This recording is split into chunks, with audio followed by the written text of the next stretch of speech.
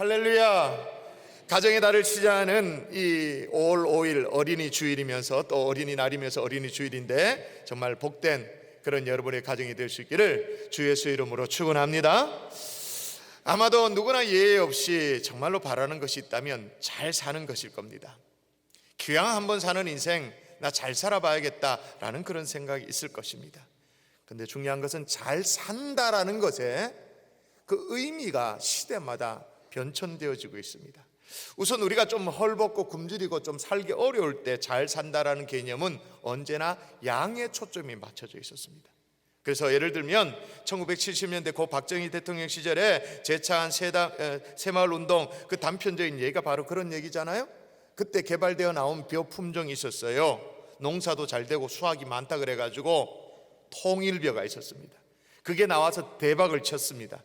통일벼는 개발 당시에 있었던 다른 품종에 비해 가지고 수확량이 30%, 40% 더 많이 생산성이 높은 품종인 거예요.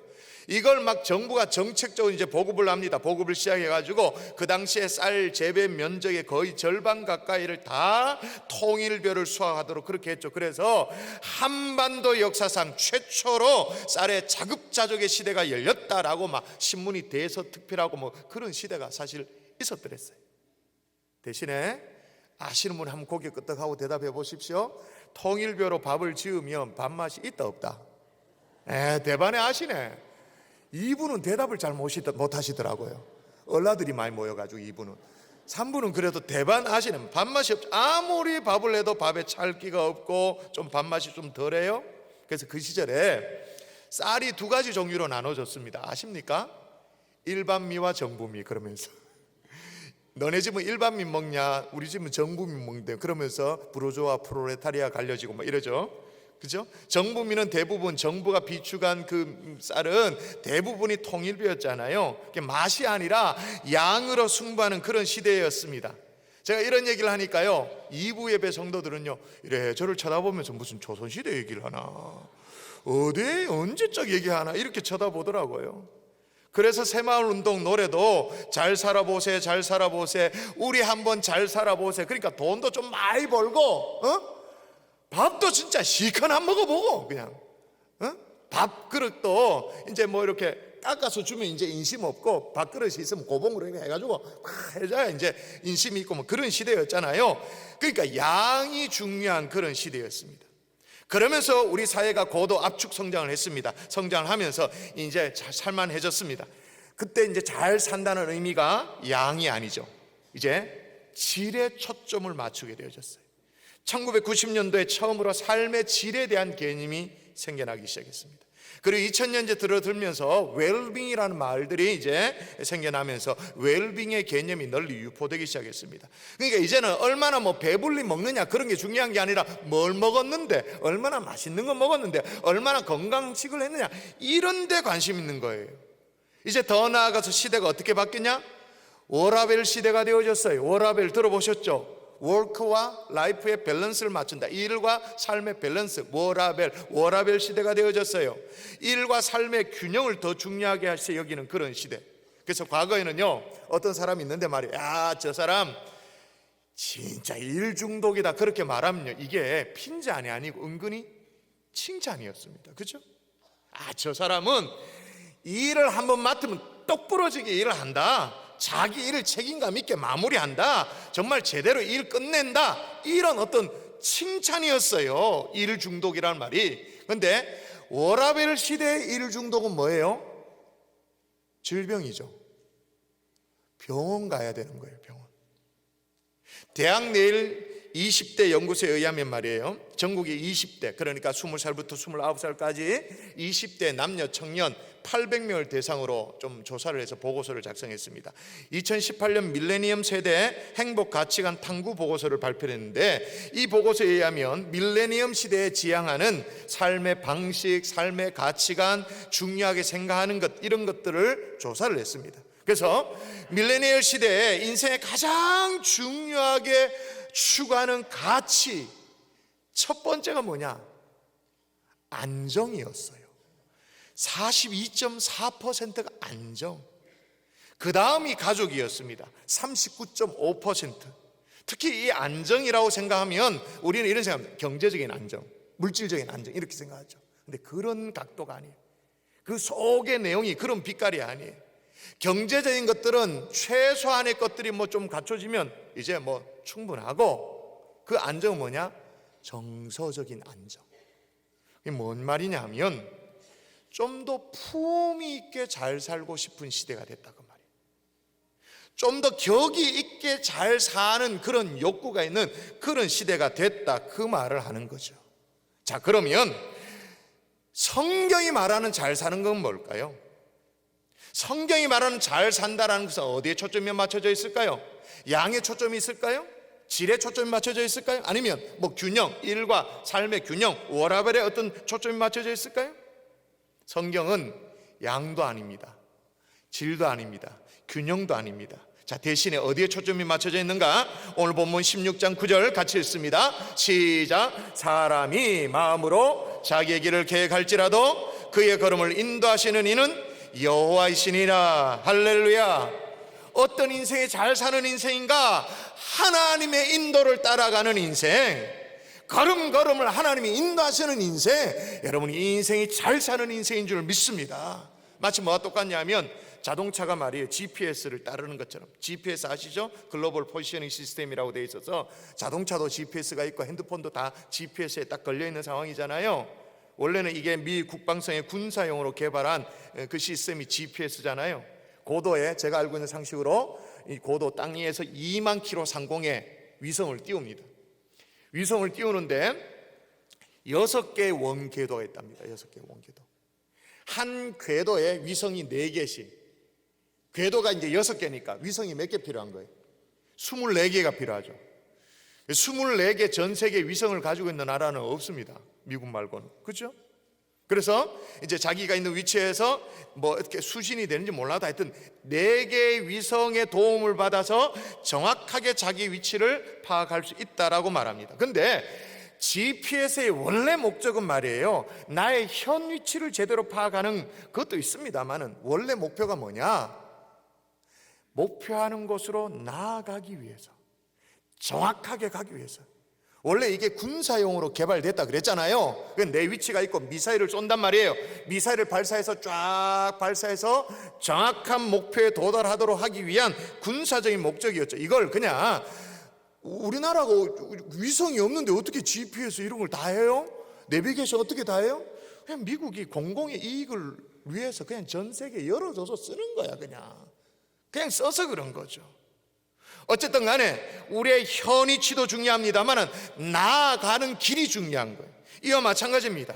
우리 인생의 GPS도 마찬가지예요. 우리의 현 위치도 중요하지만 우리의 갈 길이 중요합니다. 그 갈 길을 아무렇게나 가는 게 아니에요. 서울로 가기만 가면 된다 그런 식이 아닌 거예요.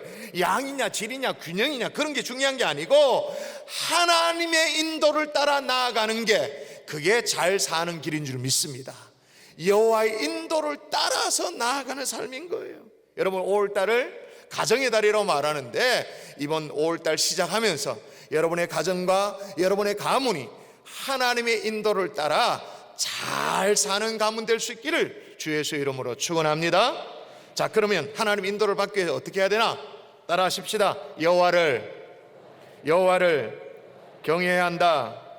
6절을 읽어볼까요? 여러분 읽습니다. 시작. 인자와 진리로 인하여 죄악이 속하게 되고 여호와를 경외함으로 말미암아 악에서 떠나게 되느니라. 자, 뭐로 말미암아 악에서 떠난다고요? 여호와를 경외함으로 말미암아. 여러분 솔직히 우리가 악에서 떠나기만 해도 우리 인생 그렇게 헛다리 짚지는 않을 거예요. 에? 악에서 떠나기만 해도 우리가 솔직히 말해가지고 우리 인생이 영 막 엉뚱한 길로 접어들지 않을 거예요. 그런데 여호와를 경외함으로 말미암아 악에서 떠날 수 있다 그렇게 말합니다. 경외한다는 게 뭐죠? 두려워한다는 거죠. 근본적으로 두려움을 느낀다는 거예요. 두렵다라는 말을 조금 더 편안한 그런 표현으로 사용하자면 의식이 된다, 신경 쓰인다며, 그죠? 사업을 하면서도, 가정을 꾸리면서도, 직장을 하면서도 자꾸 신경이 쓰이는 거죠. 자꾸만 이제 의식이 되어지는 거죠. 이게 두렵다는 표현이죠. 경외한다는 표현이에요. 그런데 여러분 오늘날 이 시대는요, 여호와를 경외한다라는 것이 말처럼 쉽지가 않아요. 왜 않느냐? 경외라는 개념 자체가 우리 가운데 잘 없어요, 솔직히. 우리가 뭐 두려울 게 있습니까, 솔직히? 요즘 세상에 두려울 게 뭐 있단 말입니까, 두려울 게? 아니, 신경 쓰일 게 뭐 있단 말이에요? 신경 쓰지 말고 네 맘대로 살아라, 이게 세상의 요구인데 신경 쓰일 게 뭐가 있어요? 아무것도 없죠. 여러분, 적어도 과거에는 말이에요, 경외라는 게 뭔지를 알았어요. 두려움이란 게 뭔지 알았어요. 옛날에는 군사부 일체라고 말해가지고 선생님을 좀 두려워했습니다. 그죠? 스승의 그림자 이거 밟지 않는다, 그런 시절이 있었습니다. 그게 미덕인 시절이 있었습니다. 근데 요즘 어떻습니까? 선생님 딱 돌아서면 바로 애들이 뭐라고 담탱이라고 말합니다. 어디 그런 존경, 그런 게 어디 있습니까? 다 사라졌죠. 꼰대라고 말하고 그냥 끝납니다. 그냥. 과거에는 여러분, 우리가 직장 생활을 해도 직장의 상사나 어떤 사장님에게 우리가 존경심을 갖는 건 솔직히 좀 어려워도 말이에요, 그래도 사장님을 좀 두려워하긴 했었습니다. 근데 지금은 딱 돌아서면 뭡니까? 저 새끼 저 또라이 저거, 바로 그렇게 막 깎아내려 버리죠. 교회도 마찬가지예요. 예전에는 담임 목사를 좀 어려워할 줄도 알았습니다. 존경할 줄도 알았습니다.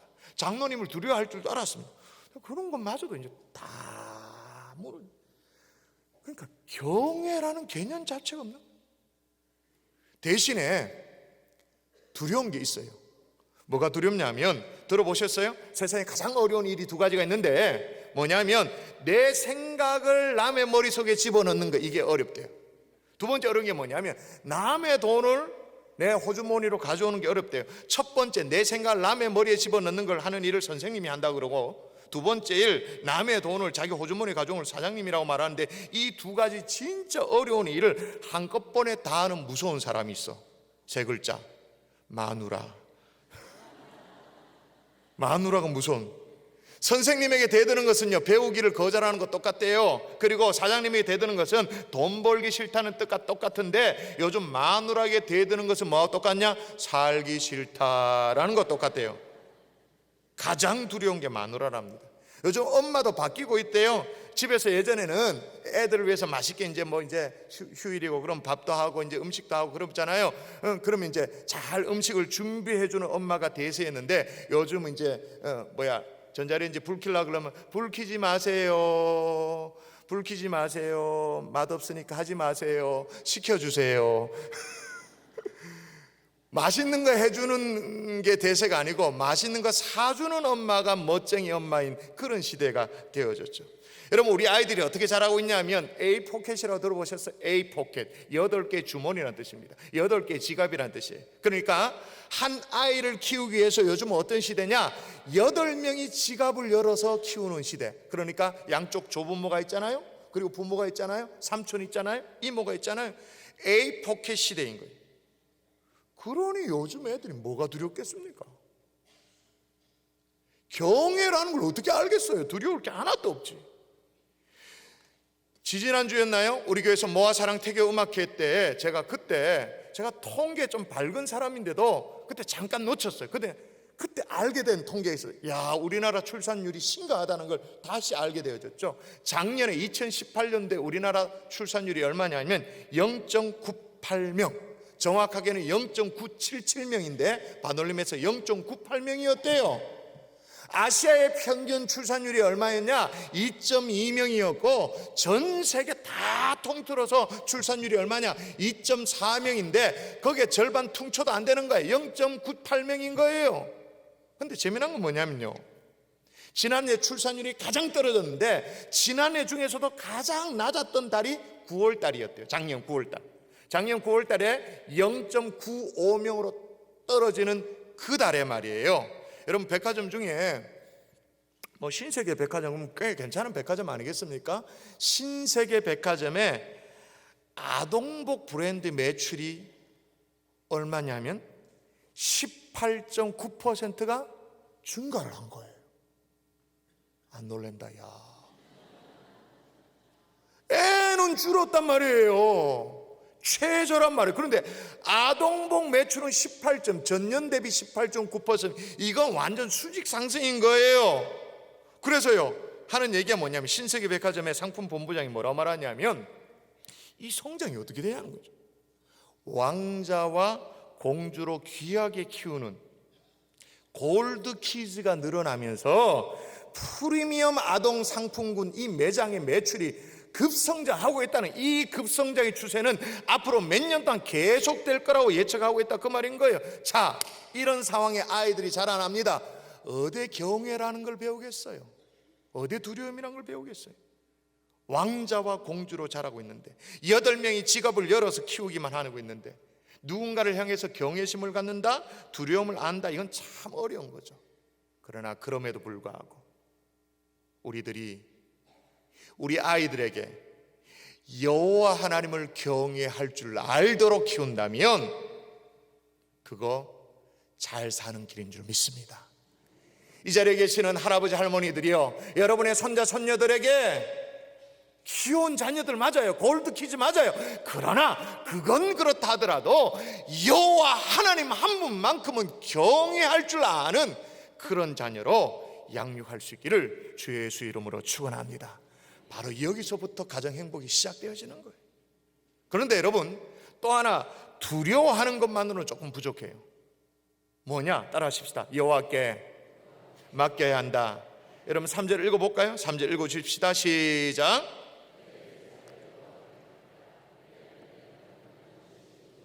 여기 보니까 너의 행사를 여호와께 맡기라라고 말합니다. 여호와께 맡겨야 여호와의 인도하심을 받을 수 있는 거예요. 제가 처음 수영을 배울 때 말이에요, 정말 물이 두렵더라고요. 물에만 들어가면 막 이제 머리를 고추 세워가지고 이렇게 막 이래가지고 머리 이렇게 좌우로 흔들면서 수영하는 거 있잖아요. 뭐 그래 하니까 저를 가르치던 선생님이 말이에요, 보다 안 되니까 이래 가르쳐도 안 되고 저래 가르쳐도 되고 안 되고 하니까 그냥 한마디를 아주 세게 한마디를 쫙 하더라고요. 머리를 쳐박으세요. 머리를 계속 막 집어내고 막 이렇게 수영하는 거 있잖아요. 머리 위에 이렇게 하는 거 하니까 이래도 안 되고 저래도 안 되니까 그냥 센 말로 머리를 쳐박으세요 그러더라고요. 그럼 머리를 이제 물에 집어넣었습니다. 조금 지나니까 몸에 힘이 좀 빠져요. 어떻게 될까요? 몸이 뜨죠. 희한해요. 머리를 박았는데 몸이 떠. 여호와께 맡기라. 그리하면 내가 경외하는 것이 이루어지리라. 머리를 집어넣고 여호와께 맡기면 어떻게 해요? 주께서 우리의 경영을 이루어 주시는 줄 믿습니다. 우리 잔머리 막 굴려대고 생각하고 계산하고 수판구도 그런 게 아니라 맡기라 그 말인 거예요. 주께서 선한 길로 인도해 주시는 줄 믿습니다. 그런데 여러분, 그렇게 정말 맡기지 않을 수 없는 것이 말이에요, 가정의 달을 맞이했다고 해서 우리가 아이들을 조금 더 잘 키워보려고 애를 쓰고 애들의 어떤 관심을 갖고 그렇게 합니다마는 이것도 쉽지가 않아요 진짜로. 왜 안 쉽냐면 시대가 정말로 달라졌다는 걸 느끼는데 말이에요. 여러분, 우리가 잠잘 때나 상시적으로 갖고 있는 게 이게 스마트폰을 갖고 있잖아요. 잠잘 때도 머리맡에 이제 알람 맞춰놓고 이렇게 사용하는데, 이 스마트폰에 보면 여기 보면 여러 가지 앱이 깔려져 있습니다. 서비스의 아이콘들이 나옵니다. 너나 할 것 없이 전화를 걸기 아이콘이 있는데 한번 보세요. 아이콘 보여주세요. 이게 아이폰인데 왼쪽 하단에 보면 저 전화 걸기 아이콘이 있죠, 그죠? 왼쪽 제일 하단에 있는 거, 그게 전화 걸기예요. 뭐 전화라고 안 적혀져 있어도 아이콘이라는 게 누가 설명을 안 해줘도 그림만 보면 이게 직관적으로 딱 이거 전화, 이거 눌러라 다 알 수 있는 거잖아요. 그게 아이콘이잖아요. 이미지를 보고 직관적으로 알 수 있는 거잖아요. 근데 문제는 뭐냐면 요즘 아이들은요, 이 전화기의 전화 아이콘이 왜 이 모양인지 이해를 못한대요. 저걸 보고 눌러서 전화는 합니다만은 아이콘이라는 직관적으로 알아야 되는데 딱 봐서 이게 전화인 줄 알아야 되는데 저게 왜 전화인지를 모른대요. 그 얘기를 듣고 제가 깜짝 놀랐어요. 왜냐하면 우리 집에 애도 그래요. 저게 어떻게 전화기예요? 전화기가 저런 모양의 전화기를 요즘 애들은 본 적이 없는 거예요. 전화기는 언제나 직사각형이었지 수화기 모양의 전화기를 본 적이 없는 우리 집에 애도 그래요. 제가 생각해보니까 우리 집의 전화기도 정말 10년, 뭐 15년 전부터 전화기가 네모난 거, 무선 전화기도 이렇게 충전할 때 거는 건 네모 번듯한 거였지 수화기 모양으로 된 전화기가 없었더라고요. 그러니까 애들이 몰라요. 저게 왜 전화 걸기 아이콘인지. 지금 무슨 얘기를 하고 있죠? 시대가 다르다 그 말인 거예요. 이해 폭이 다르다 그 말인 거예요. 제가 2부 예배 때 통일배 얘기하고 정부 얘기하니까 사람들이 뭐 저를 이상하게 쳐다본 것처럼 무슨 소리 하냐 그런 것처럼. 근데 여러분, 우리 한국교회는 말이에요, 21세기 성도들을, 21세기 아이들을 20세기의 건물에 가둬놓고 이 19세기의 방식으로 가르치고 있는 거예요. 그러니까 뭐가 안 되는 거죠. 그러므로 솔직히 이런 시대의 아이들을 우리가 막 따라잡아가면서 무슨 재주로 양육할 수 있단 말입니까? 무슨 재주로 아이들을 가르칠 수 있단 말이에요? 우리도 따라가기 허덕허덕거리는데. 그러면 또 공부만 잘 시키면 되는가? 또 그것도 아니에요. 여러분, 멘사의 모순이라는 얘기를 들어보셨습니까? 멘사? 한때 회자된 적이 있죠. 멘사 클럽은 아실 거예요.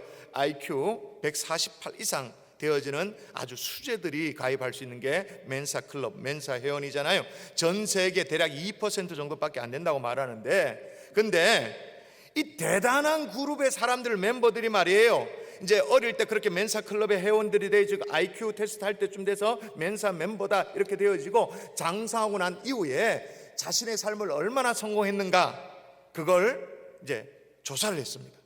멘사 회원들이 직업군이 어떻게 되는가. 근데 이게 웃기는 거예요. 맨 처음 툭 튀 나오는 직업이 뭔지 아십니까? 생활보호 대상자.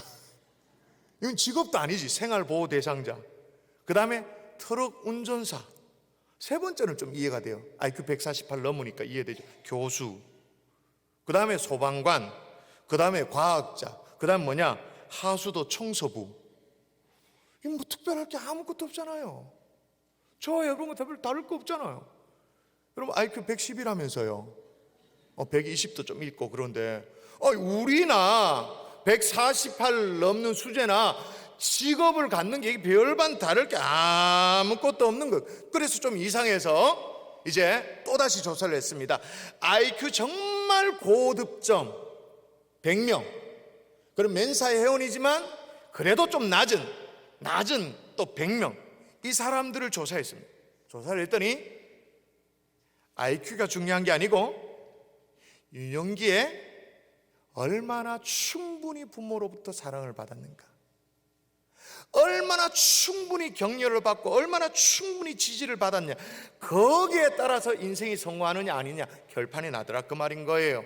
따라 하십시다. 부모 되기는 쉬워도 부모 노릇하기는 어렵다. 동의하십니까? 부모 되는 것은 뭐 우짜대 보면 될 수도 있습니다. 그러나 부모 노릇하는 건 진짜 어려운 거예요. 내 생각대로 되는 게 없어요. 자녀 교육도 제대로 되는 게 없고, 자녀를 이해하는 것도 내 생각만큼 되는 게 아무것도 없어요. 자녀 교육만 내 생각대로 되는 게 아니라요, 사실은요, 건강도 마찬가지예요. 제가 작년에 이어서 올해도 또다시 심장이 제대로 안 뛰는 거예요. 심장이 이렇게 멈추는 게 아니고, 멈추면 제가 초상나고 없죠. 이 자리에 없죠. 그러니까 규칙적으로 잘 안 뛰는 거예요. 그게 이제 제가 느끼고 아는 거죠. 이게 막 힘든 거예요. 그래서 병원에 갔습니다. 작년에도 갔는데 올해도 갔습니다. 심장 정문의에 가가지고 이제 검사도 다 하는데 의사 얘기가 뭐냐면, 의사는 진짜 좋을 것 같아요. 병명이 스트레스입니다. 저보고 스트레스를 받지 말래요. 그래서 제가 설명을 했죠. 선생님, 제가 직업이 목사입니다. 이렇게 목사 스트레스 안 받을 수가 없어요. 여러분, 목사는 그냥 있는 존재 자체가 스트레스라는 거 아시죠? 제가 이렇게 여기에 서 있는 것 자체가 스트레스라는 거 아시죠? 왜냐하면 눈동자 3,000개가 저만 쳐다보는데 스트레스 안 받을 수가 있나요? 당연히 스트레스 되지. 제가 그렇게 하소연을 했어요. 제가 목사입니다 이렇게 얘기하니까 거두절미하고 스트레스 받지 말래요. 그럼 뭐 심장과 관련된 검사를 다 했어요. 하고 뭐 처방도 받고 그렇게 했어요. 그래도 심장 정문의보다는 그래도 저를 아끼는 우리 집사님께 또다시 검진을 받으려고 해가지고 이제 우리 이명건 집사님께 갔습니다. 이제 가서 이제 진료를 받습니다. 내과 진료를 받고 쭉 봤는데 말이에요, 이 이명건 선생님 하는 얘기가 뭐냐면, 목사님 지금 교감신경과 부교감신경이 균형이 안 맞아서 지금 이 일이 벌어지고 있다고. 이것도 원인이 스트레스라고. 하여튼 뭐 심장이든 내과든 답은 똑같아. 그냥 스트레스. 그 뭐 설명해 주는데, 교감신경은 소위 말해서 긴장과 관련된 이런 신경이래요. 부교감신경은 뭐냐면 이건 이완, 릴렉스 하는 것과 관련된 건데, 목사님은 계속 긴장 일변도기 때문에 이게 균형이 안 맞아 생기는 일이다, 뭐 이런 얘기를 하는 거예요. 그러면서 이 이명건 집사님 그 다음 얘기가 중요해요. 그러면서 저한테 목사님만이 스트레스를 풀 수 있는 방법을 좀 연구를 하세요. 그러다가 혼자 뭐 이렇게 있다, 찬양이 좋겠다 그러는 거예요. 찬양이 좋을 것 같은데 요즘 유튜브가 참 좋으니까 유튜브를 틀면서 이렇게 마음을 좀 다스리고 그렇게 하세요. 그러면서 공명까지 정해주는 거예요. 주님의 뜻을 이루소서 고요한 중에 기다리니, 그거 좋겠다고. 그러면서 목사님 좀 다 맡기면서 사세요. 하나님 앞에 좀 다 맡기며 사세요. 그러면서 이제 자기가 어려웠던 시절, 자기가 건강이 어려운 듯이 저도 참 건강이 어려웠는데 하나님 앞에 다 맡기고 사니까 너무 막 애쓰고 너무 용서고 그렇게 살지 마세요. 하나님께 다 맡기고 사세요. 그러는 거예요. 어디서 많이 듣던 얘기잖아요, 그거. 제가 늘 하던 설교잖아요. 제가 진료받으러 갔다가 선생님에게, 의사 선생님이 진한 간증 설교를 듣고 돌아왔는 거예요. 여러분, 인생의 문제 하나도요, 내가 해결하려고 그러면 참 힘이 들어요. 사실 제대로 되지 않아요. 그러나 하나님께 맡기면 저를 진료해 주셨던 우리 집사님처럼 얘기처럼 주님의 뜻을 이루소서라고 맡기면 생각지도 않는 형통한 길로 열어주실 줄 믿습니다. 여호와 하나님 앞에 우리 자녀도 맡기고 우리 가정도 맡기고, 그죠? 가정 경제도 맡기고 좀 사역도 맡기고 걱정 너무 하지 말고, 할렐루야, 그런 은혜가 있기를 주의 이름으로 축원합니다. 말씀의 결론을 맺을게요. 참 안타까운 얘기인데요, 제가 지지난주에 들은 얘기인데 우리 주일학교 때 있었던 일입니다. 우리 주일학교에 우리 선생님 사이에 있었던 일인데 간식 시간이 됐는가 봐요. 그래서 간식을 두고 선생님 당연히 기도하죠. 간식 기도를 했는데 아이들이랑은 참 순진하잖아요. 궁금했던가 봐요. 왜 뭘 먹기 전에 기도하는가 궁금했던 것 같아요. 그래서 선생님에게 물었어요.